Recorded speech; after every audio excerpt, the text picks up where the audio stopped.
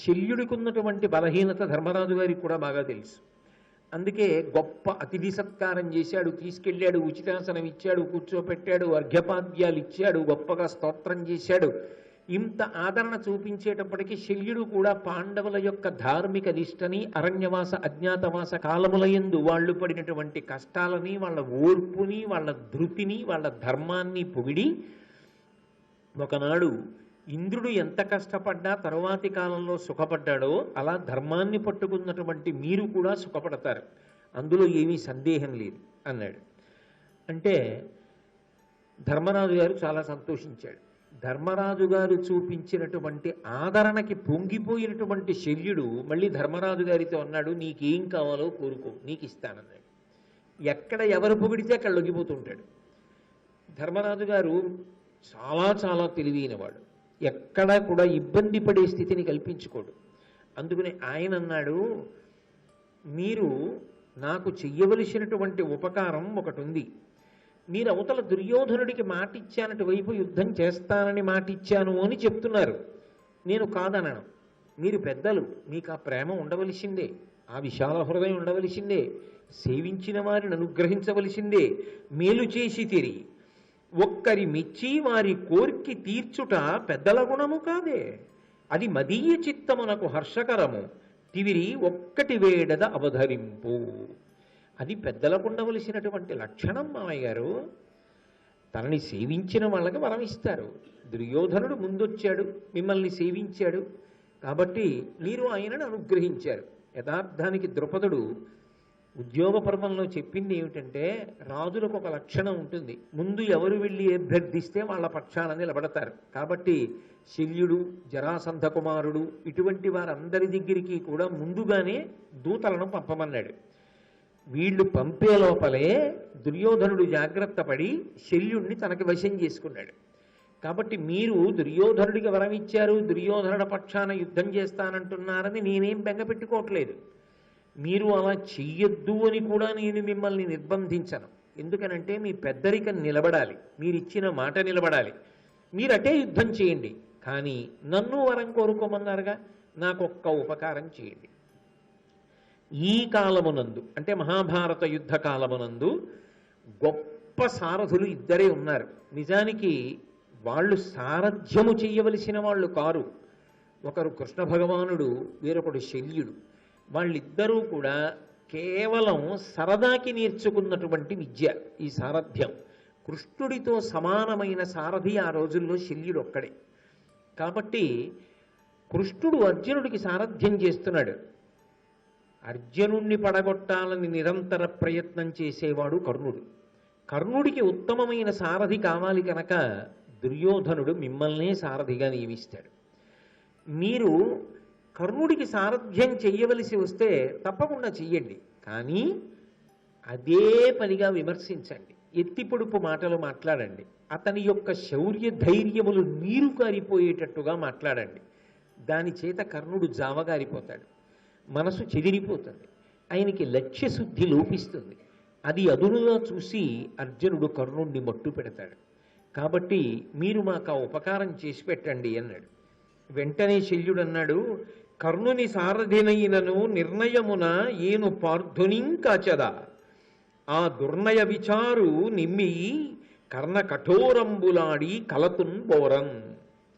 నేను చేసేది కర్ణుడికి సారథ్యం చేస్తా, కానీ అర్జునుడు గెలవడానికి మార్గం సుగమం చేస్తా. కర్ణ కఠోరమైన మాటలన్నీ కర్ణుని యొక్క హృదయము తూట్లు పడిపోయేలా మాట్లాడతా. దాని చేత కర్ణుడికి స్థిరచిత్తం లేకుండా చేసేస్తా. అందుకే శల్య సారథ్యం అని పేరు వచ్చింది. ఎవరికి సారథ్యం చేశాడో ఆయన మరణించడానికి ఈయన కారణమయ్యాడు. ఆయనకి సారథ్యం ప్రారంభం చేశాడు, సారథిగా కూర్చున్నాడు, యుద్ధభూమిలోకి రథం బయలుదేరింది. కర్ణుడు అన్నాడు, నా రోష ప్రతాపములు ఎటువంటివో చూశావు కదా, దేవతలందరూ కూడా ఆశ్చర్యపోతుండగా నా యుద్ధం యొక్క గొప్పతనం ఏమిటో చూసి నువ్వు ఆశ్చర్యపోయి వెనక్కి తిరిగి కనుబొమలెత్తి నన్ను అభినందిస్తుంటే పాండవులందరూ కాకావికలైపోయేటట్టుగా ఇవాళ నా పరాక్రమం ఏమిటో చూపిస్తాను. శల్య, రథం నడుపు, యుద్ధభూమిలోకి పోని, అర్జునుడు ఎక్కడైనా దొరికితే రథం చూపించు, చూపించిన వాడికి బహుమానాలు కూడా ఇస్తాను. అలా డబ్బులు ఎందుకులే పాడు చేస్తావు, దాచుకో అన్నాడు శల్యుడు. అని వెంటనే ఓ మాట అన్నాడు, ఏమిటో రాధేయుడా కర్ణుడా, ఏమిటేమిటో మాట్లాడుతున్నావు, నువ్వు ఎడుతున్నది ఎవరి మీదకి యుద్ధానికో తెలుసా? అర్జునుడి మీద యుద్ధం చేస్తానని వెడుతున్నావు. అది ఎలా ఉందో తెలుసా నువ్వు చెప్పే మాట వినడానికి? కోరి కోరి ఒక జింక సింహంతో యుద్ధం చేయడానికి ఎడితే ఎలా ఉంటుంది? ఒక ఏనుగు జోలికి ఒక కుందేలు వెడితే ఎలా ఉంటుంది?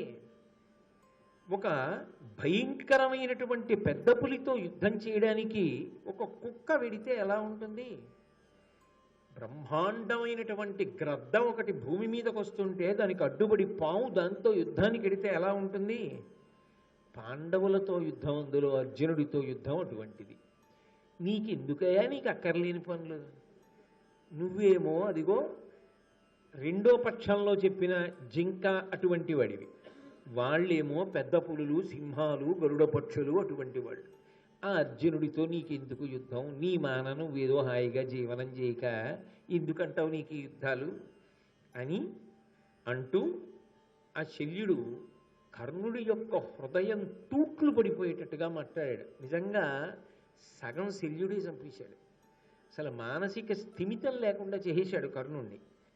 ఓ కర్ణుడా, యుద్ధభూమిలోకి వెళ్లే ముందు అలా యుద్ధం చేస్తా, ఇలా యుద్ధం చేస్తా, నా భుజబలం ఇంతటిది, నా పరాక్రమం ఇంతటిది, నా శౌర్యం ఇంతటిది, పాండవులు కాకావికలవుతారు, ఇవన్నీ చెప్పడం బాగానే ఉంటుంది. నిజంగా యుద్ధభూమిలోకి వెళ్ళిన తరువాత అర్జునుడు కనపడి గాంధీవాన్ని చేత్తో పట్టుకుని ధనుష్టంకారం చేసినా నీ చెవులు బద్దలైపోతాయి. భీముడు కనపడి గదని గిరగిరా తిప్పితే నీ కళ్ళు బైర్లు కమ్ముతాయి. అప్పుడు నీకు నోట మాట రాదు, అలా స్తంభించిపోతావు. యుద్ధం ఏమిటి? అసలు యుద్ధం చెయ్యడానికి నీలో కదలికుంటేగా. వాళ్ళని చూస్తే చాలు, ఒకడు ధనుష్టంకారం చేస్తే చాలు, ఒకడు గద తిప్పితే చాలు, ఇక నీకు తోడు యుద్ధం కూడానా? ఏం చేద్దామని బయలుదేరావు? అలాంటి వాళ్ళతో యుద్ధం ఏంటి? అసలు అర్జునుడితో యుద్ధం అంటే ఏమిటి? అర్జునుడు ఎవరో నీకేమన్నా తెలుసా? అర్జునుడు సాధించింది ఏమిటో తెలుసా? ఎవరనుకుంటున్నావు అర్జునుడు అంటే? ఒక రాత్రి యుద్ధంలో అంగారపర్ణుడు అనేటటువంటి గంధర్వుణ్ణి చిత్తుగా ఓడించాడు. అలాగే నీకు తెలుసుగా, ఘోషయాత్రలో చిత్రసేనుడు అనబడేటటువంటి గంధర్వుణ్ణి ససైన్యంతో ఓడించాడు. ఖాండవ దహన సమయంలో తానొక్కడే ఇంద్రుణ్ణి కూడా ఓడించి అగ్నిహోత్రుడికి ఖాండవనాన్ని దహించడానికి అవకాశం కల్పించాడు. పరమశివుడంతటి వాడు యుద్ధానికి వస్తే యుద్ధం చేసి శివుణ్ణి మెప్పించాడు. అటువంటి అర్జునుడితోటి నీకు అక్కరలేని యుద్ధం ఎందుకయా? అనవసరం కదా అంటే కర్ణుడికి ఎక్కడ లేని చీకాకు కలిగి, నువ్వు నోరు మూసుకుని సారథ్యం చేస్తావా, నీ తల పగలగొట్టేయమంటావా అని అడగవలసి వచ్చింది. అంత మాట అన్న తర్వాత కూడా అసలు నువ్వు నా తల ఎందుకు పగలగొడతావు? నేను సారథ్యం చేసే ముందు పెట్టిన నియమం ఏమిటి? నా ఇష్టం వచ్చినట్టు మాట్లాడతాను, అడ్డు పెట్టడానికి వీల్లేదు, తప్పు అనడానికి వీల్లేదు అంటే కదా వచ్చా. అప్పుడు ఒప్పుకునేగా నన్ను తీసుకొచ్చావు సారథిగా. ఇప్పుడు నేను మాట్లాడింది కాదనడానికి నువ్వెవరు? నీ ప్రభువు దుర్యోధనుడే ఒప్పుకున్నాడు.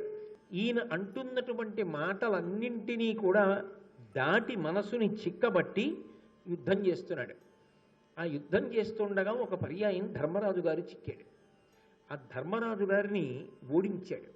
తలుచుకుంటే కర్ణుడు ఆ రోజున అప్పుడే ధర్మరాజుని సంహరించగలడు. సంపకుండా తల్లి కుంతీదేవికి ఇచ్చిన మాట జ్ఞాపకానికి వచ్చింది. అది ఆయన శీలవైభవం, ఆయన గొప్పతనం. ఆయన ధర్మరాజుని చంపలేదు, చంపకుండా యుగ్గులాడాడు, పరిహాసం ఆడాడు, వేళాకోళం చేశాడు. ఓ ధర్మరాజా, నువ్వు రాజకుమారుడిగా కదా జన్మించావు, నీకు ధర్మం తెలీదా? ఏది పాటించాలో ఏది పాటించకూడదో తెలీదా? నాతో యుద్ధంలో ఎదురుగుండా నిలబడలేక ఓడిపోయి వెన్నిచ్చి పారిపోతున్నావే ప్రాణాలు నిలబెట్టుకోవడానికి. యుద్ధరంగంలో అలా పారిపోకూడదు, విజయమో వీరస్వర్గమో అని యుద్ధం చెయ్యవలసినటువంటి రాజకుమారుడిగా జన్మించిన వాడివి యుద్ధభూమిని విడిచిపెట్టి పారిపోతున్నావు. ఇంకా నీకే ధర్మం తెలుసు అసలు?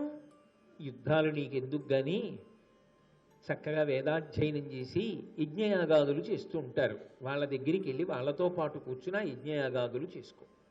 లేదా క్షేమంగా ఉంటావు, యుద్ధభూమిని విడిచిపెట్టి ఇంటికి వెళ్ళిపో.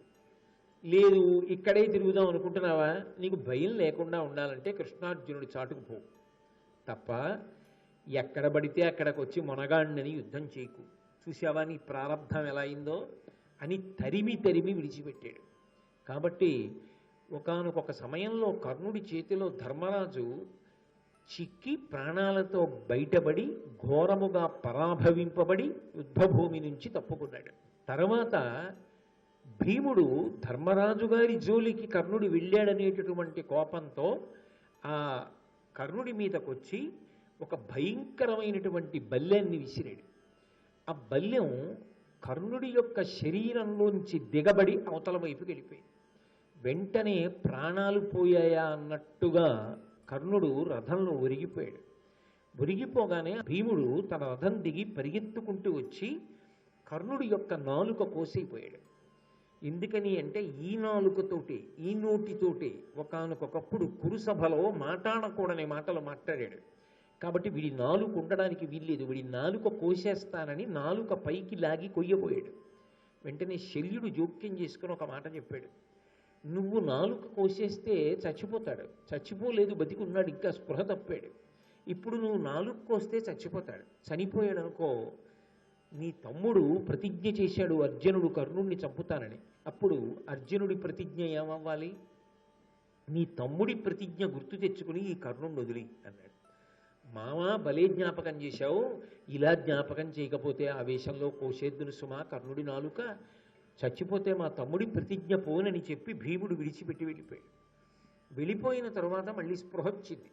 స్పృహ వచ్చిన తర్వాత మళ్ళీ లేచాడు.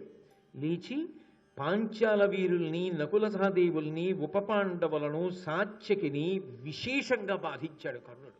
అంటే ఆయన యొక్క అస్త్ర విద్య కానీ ఆయన శౌర్య పరాక్రమములు కానీ తక్కువ అని చెప్పడం మాత్రం సాధ్యం కాదు.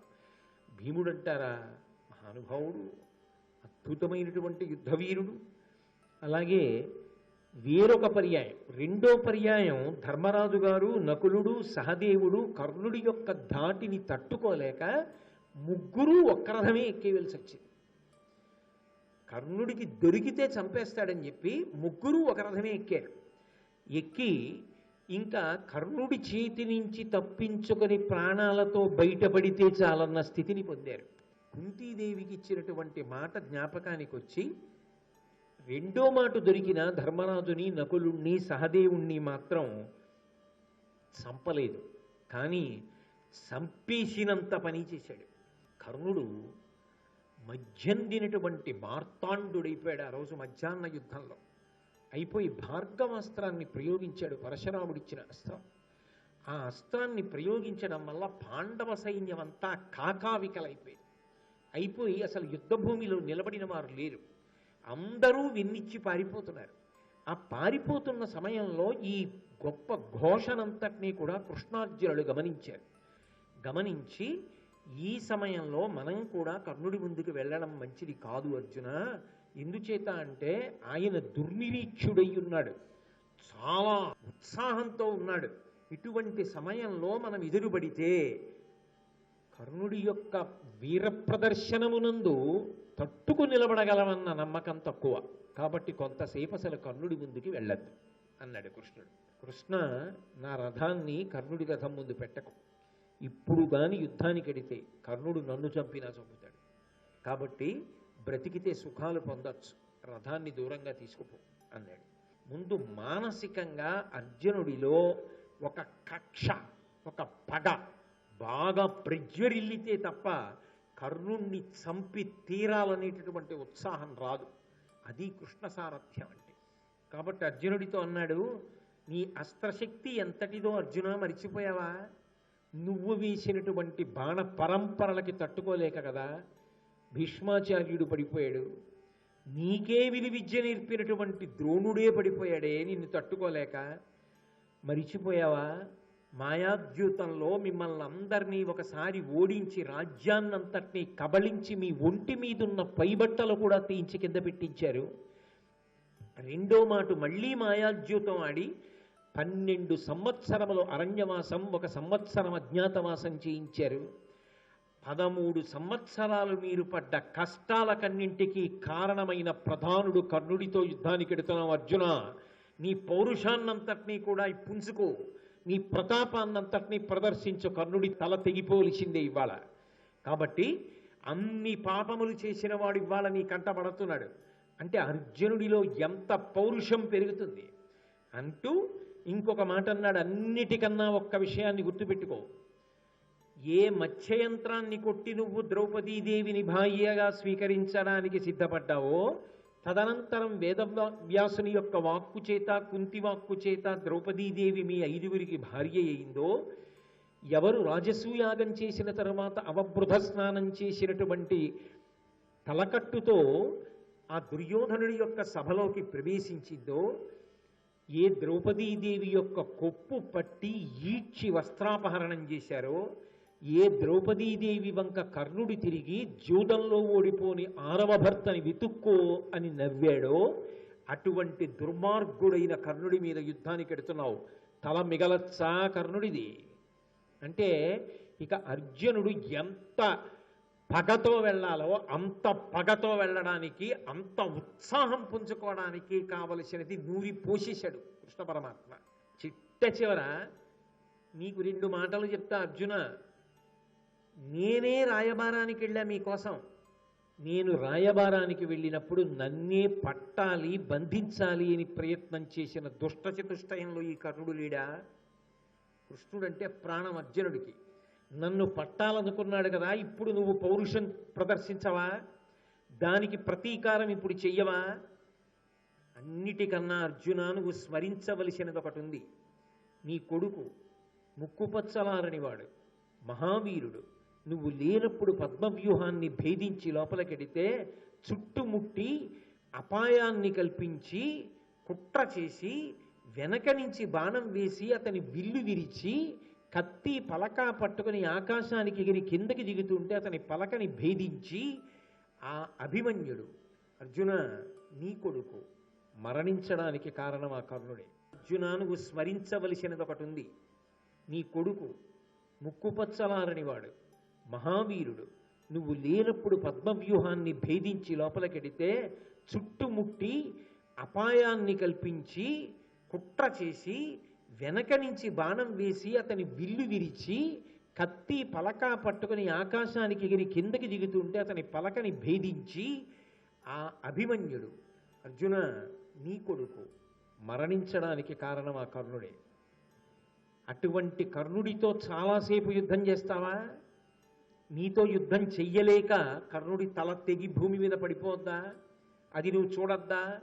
నీ బంధువులు, నీ యొక్క హితాన్ని కోరుకునేవాళ్ళు, నీ శ్రేయోభిలాషులు ఎంతమంది ఎన్నిసార్లు మనసు కష్టపెట్టుకున్నారా కర్ణుడి యొక్క ప్రవర్తనకి? అటువంటి వాడు ఇవాళ నీకు ఎదురుపడబోతున్నాడు. అర్జునుణ్ణి చంపుతా, అర్జునుణ్ణి చంపుతానని ఇన్ని మాటలు ప్రగల్భములు పలికినవాడు, ప్రతిజ్ఞ చేసినవాడు నీ కంటి ముందు పడుతున్నాడు. ఆ కర్ణుణ్ణి చంపుతానని నువ్వు ప్రతిజ్ఞ చేశావు కాబట్టి ఇవాళ నీ ప్రతిజ్ఞ నువ్వు నెరవేర్చుకుని పరమ సంతోషంతో నిన్ను కన్న తల్లి కుంతి ముందుకెళ్ళి అమ్మా ప్రతిజ్ఞ నెరవేర్చుకున్నానని చెప్పాలి. ద్రౌపదీదేవి ముందుకెళ్ళి చెప్పాలి, మీ అన్నయ్య హృదయశల్యంతో బాధపడుతున్నాడు, కర్ణుడు ఇంతగా నన్ను పరాభవించాడని. మీ అన్న ఆనందపడేటట్టుగా కర్ణవధ జరగాలి. అర్జున ఈ మాటలన్నీ విన్నాడు, పరమానందం పొంది కృష్ణ రథాన్ని పోనీ కర్ణుడి వైపు కన్నాడు. అర్జునుడి రథం ఎప్పుడైతే కర్ణుడి వైపుకి దూసుకొస్తోందో కర్ణకుమారుడు అడ్డుపడ్డాడు. కర్ణుడు చూస్తుండగా ఆ కర్ణుడి యొక్క కుమారుణ్ణి ఉత్తమౌజుడు అనబడేటటువంటి పాండవ వీరుడు సంహరించాడు. ఇవన్నీ కర్ణుడి పాలిట దారుణమైనటువంటి విషయాలు యుద్ధంలో. ఎందుకని అంటే ఏదో మాయ చేశారో లేకపోతే కుట్ర చేశారో అని నేను అంటలేదు. దారుణమైన విషయము అంటే మనసు చితికిపోవడానికి, అంత ఉత్సాహంతో ఉన్న మనసు నీరు కారిపోవడానికి కావలసిన సంఘటనలు జరుగుతున్నాయి. అంటే దైవము యొక్క ప్రచోదనం అలా ఉంది. భారత యుద్ధం పూర్తయిపోవాలంటే కర్ణుడు పడిపోవడం వినా మార్గం లేదు. అందుకే కళ్ళ ముందు కుమారుడు మరణించాడు. ఎంత తండ్రి అయినా ఆ కళ్ళ ముందు కొడుకు పడిపోయినప్పుడు కర్ణుడు తట్టుకోలేకపోయాడు, వివశుడయ్యాడు. 10 మంది కురుకుమారులు అర్జునుడిని ఆపబోయారు. కానీ అర్జునుడు ఆ 10 మందిని సంహరించాడు. ఇంకొంచెం ముందుకెడుతున్న సందర్భంలో భయంకరమైనటువంటి సన్నివేశం జరిగింది. దుశ్శాసనుడు కనబడ్డాడు భీముడికి. ఈ దుర్మార్గుడు నా కన్నులకు ఎదురుగుండా ఇవాళ కనబడ్డాడు, వీణ్ణి చంపుతానని ఎక్కడ లేని పౌరుష ప్రతాపాలతో భీముడు వెళ్ళి గదాయుద్ధం చేసి ఆ దుశ్శాసనుడి యొక్క శరీరాన్ని 2 చేతులతో ఎత్తి పట్టి గిరగిరా తిప్పి నేలకేసి కొట్టి, పాదాలతో శరీరాన్ని తొక్కి, మోకాలితో కంఠం మీద అదిమి పట్టి నొక్కి తలని గిరగిరా తిప్పి, ఇంకా పగ తీరక ఆయన మీద కూర్చుని దుశ్శాసనుడి మీద నృసింహస్వామి హిరణ్యకశిపుని యొక్క గుండెలు ఎలా బద్దలగొట్టాడో అలా వక్షస్థలాన్ని చీల్చి ఆ నెత్తురు దోషిటితో పట్టుకుని త్రాగి, చిన్నప్పుడు తాగిన పాల కన్నా అంతఃపురంలో తాగిన పళ్ళరసాల కింద కక్ష తీరేటట్టు తాగిన ఈ నెత్తురు రుచి ఎక్కువ అని ఆ నెత్తురు తీసి ఒళ్ళంతా చల్లుకుని పదే పదే చుట్టూ తిరుగుతూ వచ్చి దుశ్శాసనుణ్ణి తొక్కుతుంటే అటు దుర్యోధనుడు ఇటు కర్ణుడు బాణం వెయ్యడం కూడా మరిచిపోయి భీముణ్ణి చూస్తూ నిలబడిపోయారు. అంత ఉగ్రమూర్తి అయి ఆ దుశ్శాసనుణ్ణి సంహరించాడు భీముడు. అప్పటికి దుర్యోధనుడి యొక్క 20 మంది సోదరులు పోయారు, కర్ణుడి యొక్క కొడుకు పోయాడు, దుర్యోధనుడి యొక్క తమ్ముడు భీముడి చేతిలో పోయాడు దుశ్శాసనుడు. ఇన్ని వెంట వెంట వెంట వెంట వెంట వెంట ఒక్క క్షణంలో జరిగిపోతున్నాయి. ఎంత పెద్ద మంట అయినా 10 బిందెలతో అదే పనిగా తెచ్చి నీళ్లు పోసేస్తుంటే ఎలా చల్లారిపోతుందో, అప్పటి వరకు మధ్యందిన మార్తాండుడిలా వెలిగిపోయిన కర్ణుడిలో ఉన్నటువంటి పౌరుష ప్రతాపాలు కొంత తగ్గడానికి, ఆయన మనసు వికలమవడానికి ఇది కారణమైంది. బ్రహ్మగారు పరమశివుడు పైనుంచి ఆశీర్వచనం చేశారు. దానికి తోడు కృష్ణ పరమాత్మ సారథ్యం చేస్తున్నాడు. ఇద్దరి మధ్య భయంకరమైన యుద్ధం ప్రారంభమైంది. అటు కృష్ణార్జునుడిద్దరూ శంఖాలు పూరించారు, ఇటు కర్ణశల్యులిద్దరూ శంఖాలు పూరించారు. ఒకరు వేసిన అస్త్రానికి తీసిపోకుండా రెండో వారు అస్త్రం వేస్తున్నారు.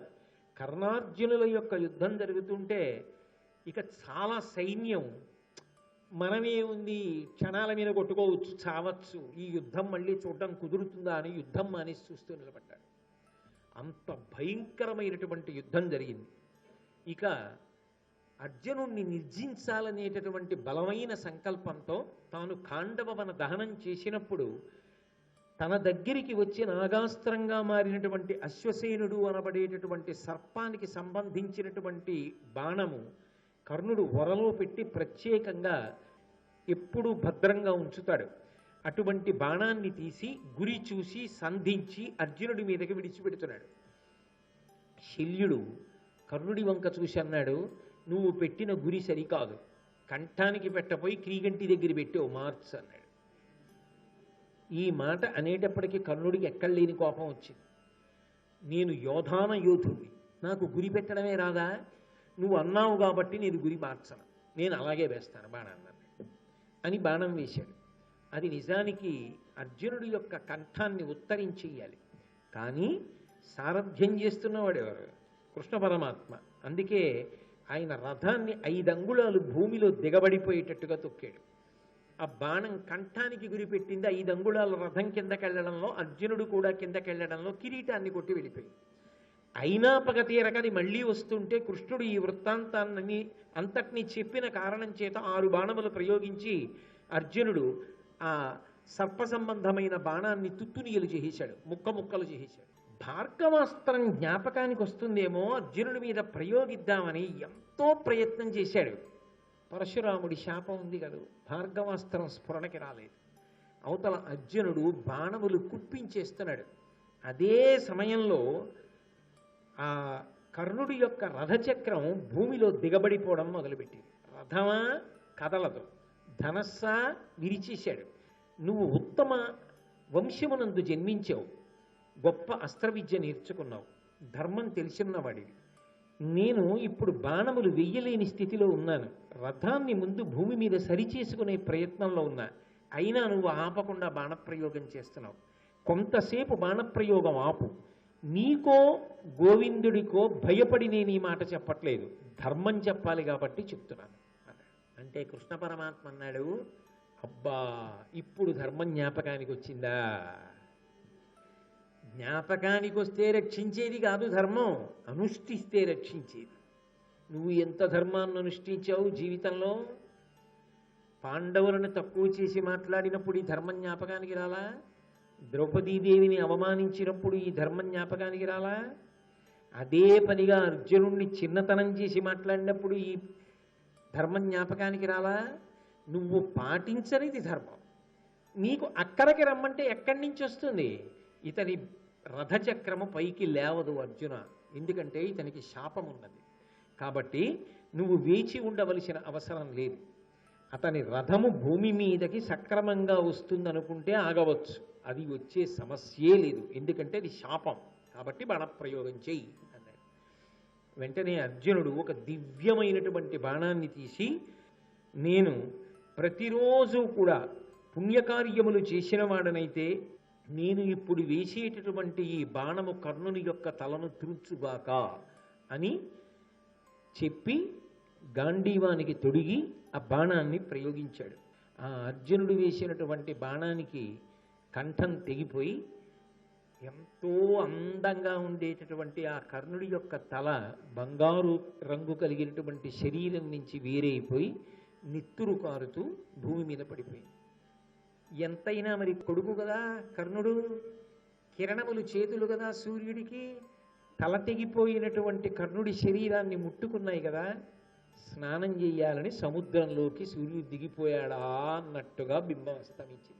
శ్రీ ఉమామహేశ్వర పరబ్రహ్మార్పణమస్తు. స్వస్తి.